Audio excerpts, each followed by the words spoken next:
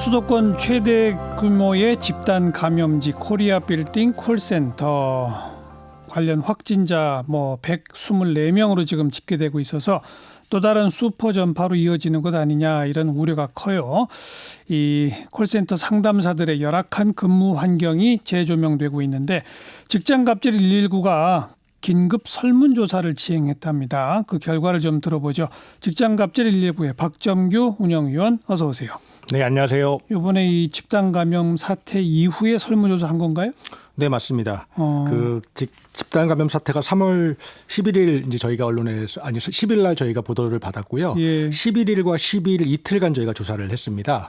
긴급하게 준비를 해서 조사를 했는데 콜센터 상담사 1,565분이 설문조사에 참여를 해주셨고요. 네. 네, 저희가 이제 코로나19를 신고하는 곳부터 여행을 취소한다거나 이런 일들을 하는 상담사분들인데 예. 이분들이 하시는 업무가 다 이제 공공기관이나 대기업이나 이런 기업 업무를 하고 계시잖아요.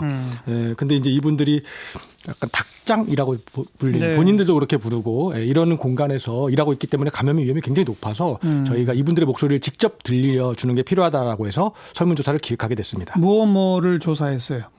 일단 근무 실태, 임금도 조사를 했고요. 네. 그다음에 그 밀집도가 어느 정도인지도 조사를 했고 그 밀집도가 본인의 건강에 미치는 위험, 그다음에 그 코로나19로부터의 예방 조치들이 취해지고 있는지, 그다음에 본인들이 원하는 대책이 무엇인지 이런 것들을 조사했습니다. 그거 하나하나 설명해 주세요.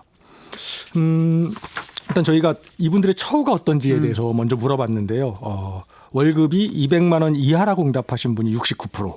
69. 네. 와. 그리고 200만 원에서 250만 원 사이라는 분이 28%. 합치면 97%가 이분들이었습니다. 네. 네. 정말 열악한 임금 조건에서 일을 하고 계셨고요. 예. 저희가 중요하게 한 게 예방 조치가 어떤 게 이루어지고 있냐. 예. 이거를 몇 가지를 물어봤는데요. 복수응답하기를 했습니다. 네. 근데 키보드 소독용 알코올솜. 왜냐하면 키보드나 이게 이제 헤드셋을 소독할 수 있는 알코올솜이 굉장히 중요한데 왜냐하면 혼자 쓰는 게 아니라 같이 쓰니까요. 교대로 계속 계속 그렇죠. 쓰니까. 예. 그랬는데 지급하지 않는다가 86%. 그다음에 마스크를 지급하지 않고 있다. 이것도 57%. 저희가 굉장히 심각하게 봤습니다. 네. 근데 또 콜센터 10곳 중 3곳은 체온 감지기 이런 것도 그다음에 산부공간 소독 이런 것도 하지 않았고요. 뭘 많이 했냐면 손세정지의 비치를 92% 했습니다. 네. 돈 안 드는 것만 하고 제일 있었죠. 싼 거죠. 네, 맞습니다. 그래도 좀 재택근무 활용해서 한 칸씩이라도 떨어져서 근무하도록 하자라고 했는데 그렇게 하고 있는 데들이 거의 없다면서요? 네, 없었습니다. 그렇게 이제 저희 설문조사 할 때는 바로 그 시점이잖아요. 예. 그러니 한 칸 떨어져서 근무하시는 분은 아예 없었고요. 예. 그리고 이제 그날 그 박원순 서울시장이 이제 그 가이드라인을 발표하면서 한 칸씩 떼어서 일해라 이렇게 이제 지시를 하신 모양이에요. 그 가이드라인도 나오고 네. 그랬는데 이제 그걸 라디오로 들으면서 이제 응답하신 분들이 저희한테 이제 제보를 해주시면서 그걸 들으신 분들이 하신 얘기가 이런 얘기를 했어요. 박원순 시장님이 자리 배열을 한 칸씩 건너 앉으라 하셨다는데 저희는 전혀 그러지 못했고요. 언론에 나고 갑자기 마스크 쓰라고 하면서도 마스크도 나눠주지 않으셨어요. 이렇게 대답을 하고 있었습니다. 네. 그러면 굉장히들 걱정하시겠네요. 감염 우려를 많이 하시겠네요. 맞습니다. 이분들 저희가 뭘 물어봤냐면 코로나 감염에 대해서 이 따닥따닥 붙어 앉아서 일하는 이런 근무가 코로나 전염에 대해서 어떤 영향을 미치냐 그랬더니 매우 심각한 영향을 미치고 있다가 67%, 일정 정도 영향을 미치고 있다가 37%라고 했고요. 상담사 86%가 콜센터가 코로나19로부터 전혀 안전하지 않다, 네. 안전하지 않다 이런 응답을 해주셨습니다. 그리고 이 코로나 사태 이후에 콜센터 업무량도 늘었다면서요? 네, 맞습니다. 저희가 그것도 설문조사를 했더니 10명 중 6명 이상, 7명 가까이가 업무량이 많이 늘어났다. 그래서 쉴 수 없이 대답을 해야 되고 네. 휴가도 갈 수 없는 그런 상황이었습니다. 네. 아무래도 사회적 거리두기 이런 것 때문에 그 현장에 직접 가거나 사무실에 찾아가던 과거에는 그런 분들도 이제는 전부 그냥 콜센터로 먼저 연락을 하고 이러다 보니까 업무량이 늘어나는 거죠. 네, 맞습니다. 네. 여기도 하청이죠. 맞습니다.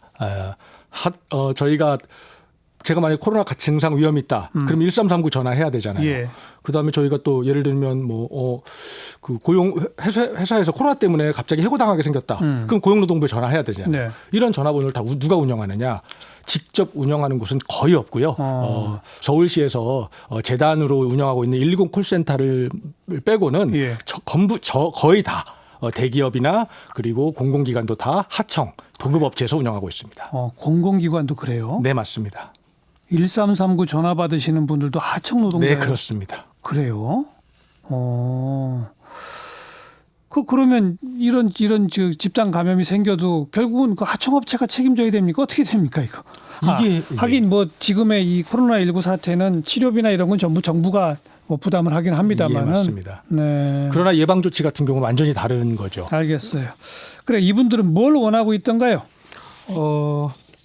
이분들에게 원하는 게 뭐냐 이렇게 여쭤봤더니 재택근무로 전환했으면 좋겠다라는 의견이 43%, 예. 그다음에 보호 장비를 좀 지급해 달라 이게 42%, 그리고 1m 간격 상담 공간을 좀 확대해 달라, 넓혀 달라 예. 이런 얘기가 33%였는데요.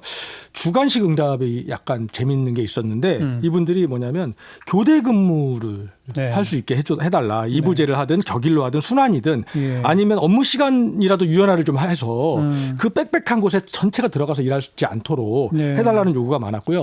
제발 휴가라도 가게 해달라. 나 열이 나는데 예. 몸이 안 좋다고 휴가를 얘기했는데 뭐 관리자들이 지금 바빠 죽겠는데 통화량 많은데 무슨 휴가냐. 제발 휴가라도 좀 마음껏 쓸 수 있게 해달라. 이런 요구들도 있었습니다. 네. 뭐 일부 업무의 경우는 보안상 이유 때문에 재택근무가 어려운 게 있다고 해요. 예. 만약 그렇다면 그거는 예외로 하더라도 재택근무가 가능하면 특히 이런 이 코로나19 사태 상황 속에서는 정말 활용해도 되는 거 아닌가요? 어차피 콜을 몇 건을 처리했냐에 따라서 실적급으로 급여가 나가는 거 아닙니까? 근데 이제 또 저희가 우려하는 것 중에 하나는 재택근무 하시는 분들 중에서 개인 사업자로 이제 전환을 시켜서 아예 예. 고용의 책임을 아예 안 져버리는 예. 그런 사례들도 상당히 있어서 저희 상담사들은 재택근무를 또 바라기도 하지만 또 그것이 본인이 근로계약이 아닌. 아니 근데 이미 콜센터 근로자의 대부분이 업적급 아니에요? 실적급? 아니 그렇다 하더라도 도급업체하고는 근로계약을 체결하거든요. 네, 그런데 이건 근로계약서도 없는 경우가 될 위험도 있어서 그렇게 될 수도 있어서. 예, 그런 걱정도 있습니다. 네. 자, 콜센터 노동자들 이야기를 좀 들어봤고 지금 특히 배달업 종사 노동자들이 코로나19 때문에 업무량이 폭증했다면서요? 네, 맞습니다. 저희한테도 업무량이 굉장히 많이 늘어났다고 얘기하는 곳들이 배달업종들이 그렇습니다. 예. 지난 12일 새벽에 쿠팡 노동자가 새벽에 목숨을 잃는 일도 생겼잖아요. 예. 실제 그 업체들은 좀 어떻게 대책을 세우고 있답니까? 네, 저도 이 소식을 듣고 저희 이제 이런 업무를 하시는 분들하고 좀 상의를 해봤는데요. 이분이 일단 비정규직 분이셨다고 하고요. 돌아가신 분이 그다음에 밤 9시부터 아침 8시까지 일을 하셨다 그래요. 그리고 한 시간에 거의 20곳을 배달을 하셨다고 합니다. 예. 그다음에 마지막에 돌아가실 때는 엘리베이터가 없는 곳 있잖아요. 예. 수주택가 같은데 배달하시다가 이제 돌아가시게 된 상황인데 이분이 40대 분이세요. 예. 그러니까 굉장히 뭐 연세가 많으시거나 이런 상황도 아닌데 이분이 얼마나 쉬지도 못하고 숨 돌릴 틈도 없이 하다 그렇죠. 보니까 이렇게 됐는지를 좀 짐작해 볼 수 있을 것 같습니다. 네. 물론 뭐 쿠팡 측에서는 주문량이 늘긴 했지만 이 프리랜서 배송 노동자를 3배 늘렸다. 그래서 1인당 배송량은 큰 차이 없다. 이렇게 답변했습니다마는 실제로 그렇지 않죠. 배송량이 늘어나고 있죠. 저는 사실은 그 쿠팡 분들께 말씀드리고 싶은 게 죄송하다고 말씀드리고 업무량이 폭증해서 과로에 시달리는 분들에 대한 실태 파악부터 하겠다. 다시는 이런 억울한 일이 안 생기도록 하겠다. 이렇게부터 얘기해야 되는 거 아닌가 저는 잘 모르겠어요. 지금 업무량이 많지 않았다. 그러니 문제가 없다. 이렇게 얘기할 때인지 지금도 하루라도 휴가를 못 내서 그런데 주문은 폭주하고 예. 이런 실태 조사가 제일 필요하다고 생각합니다. 그리고 일명 코로나 갑질이라는 게 있다면서요? 네. 그게 뭡니까? 코로나19를 이용해서 해고하지 않아도 되는데 혹은 무급 휴가를 하지 않아도 되는데 혹은 정부 지원금을 받아서 고용을 유지할 수 있는데 예. 그렇게 하지 않고 해고와 무급 휴직을 일삼는 약간 악덕 사용자들이 계셔서 저희가 그것을 코로나 갑질이라고 불러봤습니다. 아니 근데 실제로 그 상당수의 소상공인 자영업자분들이 어마어마한 그 수입 위축이 가지고 그 결과적으로 나타나고 있다 그러지 않습니까? 네, 맞습니다. 그러다 보면 같이 정말 친동생처럼 일하던 직원이라 하더라도 야, 한 달만 무급으로 쉬자 이런 얘기 할 수도 있다는 거잖아요. 네. 근데 이게 다 안 되는 거예요? 아니요, 충분히 무급 휴직이라고 방금 말씀하셨는데 사실 이제 이 회사가 어렵다. 어려워서. 회사가 어려워졌다. 예. 그러면 회사가 어려워진 건 뭐 이제 회사의 귀책 사유잖아요. 뭐 예. 코로나19 때문이지만 어려워졌어요. 그래서 그 직원을 계속 고용하기는 어렵다. 예. 그럼 휴업을 할 수가 있습니다. 예. 그러면 휴업 수당을 줘야 되지만 그 휴업 수당을 정부가 보존해 주는 게 있거든요. 그러면 사용자나 사장님이 뭐 지불하셔야 될 비용이 굉장히 작아요. 예. 근데 그렇게 안 하고 일을 좀 잘하는 친구들은 그걸 하고 일을 마음에 안 들고 싫은 친구들은 야 어려우니까 나가 이렇게 하거나 무급휴직가 근데 무급휴직으로 버티기가 어렵잖아요. 생계를 책임지고 있는 사람들이 이걸 악용하고 있는 분들이 계셔서 저희가 그런 이름을 붙였습니다. 그러니까 무급휴직 자체가 다 불법이에요? 무급휴직은 근로기준법 46조에 회사의 귀책 사유로 휴업, 그러니까 휴업이라는 게 이제 휴직이잖아요. 예. 그거는 유급으로 주게 되어 있고 예. 평균 임금의 70%를 주게 되어 있습니다. 법적으로. 예. 그렇게 하지 않으면 그건 불법입니다. 근데 그건 회사의 귀책 사유일 경우잖아요. 네. 근데 지금 상황은 회사의 귀책 사유가 아니라고 말할 수 있는 거 이 아닙니까? 코로나19의 감염으로 인하면 귀책 사유가 아닌데요. 코로나19 때문에 매출이 어려워졌다. 이런 거는 회사의 귀책 사유입니다. 경영상의 이유인 거죠. 경영상의 이유인데 그건 또 온 국민이 함께 책임져야 되는 거 아니에요? 그러니까 예전에 그 서브프라임 모기지 그 사태 때도 외국에 의해서 우리 매출이 줄잖아요. 그런 것도 어쨌든 경영에 대해서는 회사의 귀책 사유니까 그 법에서는 회사가 평균 임금의 70%를 책임져라.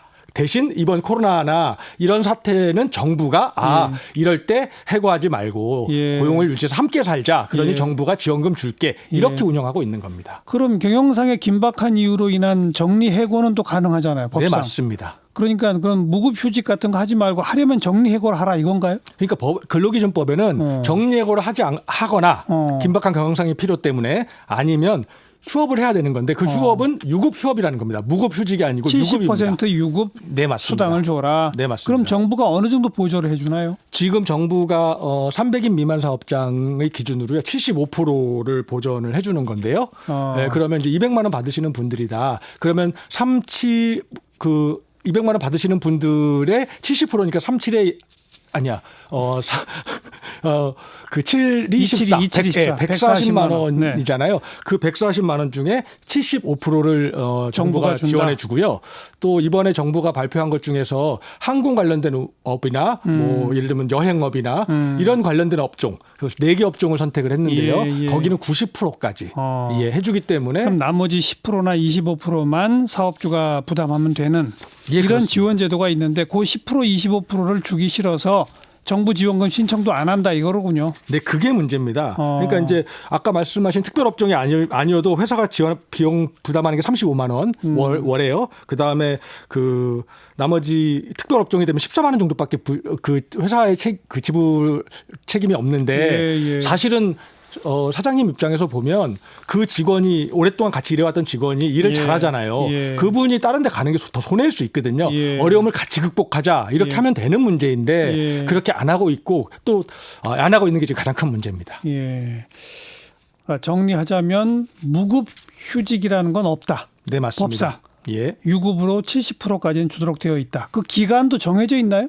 최장 뭐 얼마 이상 뭐 이하 이런 거 없어요? 네, 없습니다. 일단은 휴업 수당에 대해서는 기한을 따로 정해놓고 있지는 않은데요. 지금 이제 정부가 코로나 사태 때문에 이런 것을 잠깐 이렇게 그 신청하는 것 이런 것들에 대해서 조금 뭐 유도리 있게 진행하고 있는 겁니다. 이런 실제로 코로나19 이후에 이런 식의 압박이 들어오고 있다고 하는 제보가 많이 늘어나고 있습니까? 예, 그렇습니다. 저희가 지금 대한항공 사례를 제가 한 가지 말씀을 드리려고 하는데요. 이 대한항공은 그 대한항공에 계신 분들은 네, 시간이 없어서 짧게 예, 정리해 대한항공에 주세요. 계신 분들은 이제 휴업을 해서 70%를 받고 계세요. 네. 근데 거기에 외주를 준 분들 이런 분들은 지금 하나도 못 받고 지금 무급휴직으로 막 지금 전부 무급휴직이거나 공고사직 당하고 있는 건데 원청도 책임 안 지고 있고 뭐 그런데 더 재밌는 건 거기에 인력 파견 업체가 있습니다. 예. 인력 파견 업체들은 수시로 인원을 썼다가 뭐 해고했다가 하잖아요. 그러니까 고용주지 지원금 대상도 안 된다 이렇게 얘기하고 있는 중입니다. 네. 코로나 갑질이라고 하는 또 신조어까지 생겨나고 있군요. 오늘 여기까지 고맙습니다. 네, 고맙습니다. 직장 갑질 119의 박점규 운영위원이었어요.